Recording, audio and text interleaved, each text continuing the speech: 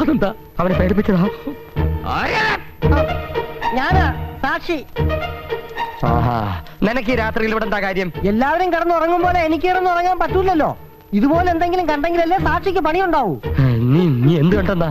Lorry, തടി, police, ജയില്, എനിക്കൊരു പണിയായി. എന്നാ വരട്ടെ സാറും വരെ. ദേവൻ രക്ഷപ്പെട്ടു. വിടുന്നവനെ പിടിച്ചോ.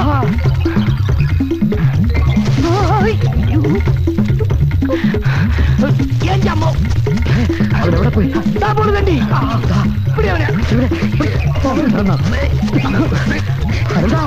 വിടല്ലേ? എന്റെ പുറകെ ഓടാ. നിങ്ങൾക്കൊക്കെ നാണമില്ലേ? അവനെ വിട്ടാൻ പറ്റില്ല. പിടിച്ചോ. എന്നെ അങ്ങനെ കിട്ടത്തില്ല. എനിക്ക് കുഞ്ഞുനാളിലേ ഉള്ളൊരു ആശയായിരുന്നു കൊട്ടാരത്തിൽ ജീവിക്കണമെന്ന്. ആരും കള്ളന്മാരായി ജനിക്കുന്നില്ല. സാഹചര്യമാണ് അവരെ അങ്ങനെ ആക്കുന്നത്. ഉദാഹരണത്തിന് നിങ്ങളുടെ കാര്യം തന്നെ എടുക്കാം. നിങ്ങൾ തടി മോഷ്ടിച്ചു, വിറ്റു. നിങ്ങളുടെ ഭാഗ്യം കൊണ്ട് അതെന്റെ കണ്ണിൽ തന്നെ പെട്ടു. പോട്ടെ, കള്ളന്മാരാണേലും നിങ്ങളെ എനിക്കിഷ്ടമാ. ഐറ്റംസ് ഒക്കെ എങ്ങനെയുണ്ട്? നന്നായിട്ടുണ്ട്. നല്ല പാചകമാണല്ലോ. ഉർമീസിന് ഇതിനു മുമ്പ് കുശിനിപ്പണിയായിരുന്നോ? ഇപ്പൊ കുശിനിപ്പണിയാണ്.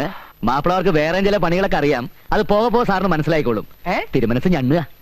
ഇവിടെ ഈ വെജിറ്റേറിയൻ ഫുഡ് മാത്രമേ കിട്ടുകയുള്ളൂ.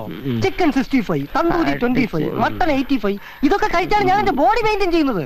അത് കണ്ടപ്പോഴേ മനസ്സിലായി, ഇത് കൊട്ടാരമാണ്. പച്ചക്കറികളെ പാടുള്ളൂ. കടിച്ചു പറിക്കുന്നൊന്നും പാടില്ല. എന്റെ ആരോഗ്യം തകരാറിലാവുമല്ലോ. ഓക്കെ, മാനേജ് ചെയ്തോളാം. ഞാനിവിടെ നിങ്ങളുടെ കൂടെ കൂടിയിരിക്കുകയാണെന്ന് ആ മഹാദേവ വർമ്മയോ അയാളുടെ വക്കീലോ അറിഞ്ഞാൽ പിന്നെ എന്നെ സ്വാധീനിക്കാൻ ശ്രമിക്കും. ഇവിടെ എന്തൊക്കെ നടക്കുന്നു എന്ന് അപ്പൊ ചോർത്തി കൊടുക്കാൻ പറയും. എന്റെ കർത്താവേ, പേടിക്കണ്ട, ഞാനൊരു അക്ഷരം പറയത്തില്ല. ഉണ്ണുന്ന ചോറിനോട് കൂറ് കാണിക്കുന്നവനാ ഈ സദാനന്ദൻ. ആ ശങ്കരനാരായണന്റെയും ചോറ് കുറെ ഉണ്ടതല്ലേ, അപ്പൊ പിന്നെ അവിടെ ഒരു കൂറ് കാണിക്കാതിരിക്കുമോ? അത് പഴഞ്ചോറായില്ലേ? പഴയതിനെ പറ്റി പറഞ്ഞപ്പോഴാ ഓർത്തത്. അപ്പുറത്ത് പഴയ കാര്യസ്ഥന് മോളുവാ താമസിക്കുന്നതല്ലേ? അതെ. എന്താ ചുമ്മാ? എന്ത് ചുമ്മാ? വെറും ചുമ്മാ. നിങ്ങൾ ഇങ്ങനെ വായി നോക്കിയിരുന്ന എനിക്ക് ശരിക്കും ഉണ്ണാൻ പറ്റത്തില്ല. ഒന്ന് അങ്ങോട്ടേട്ട് മാറിയിരുന്നേ. മതി ശേഖരൻ. ഒത്തൊരുമ. ഞങ്ങള് തമ്മിൽ ഭയങ്കര സ്നേഹ. സാറ് തന്നെ.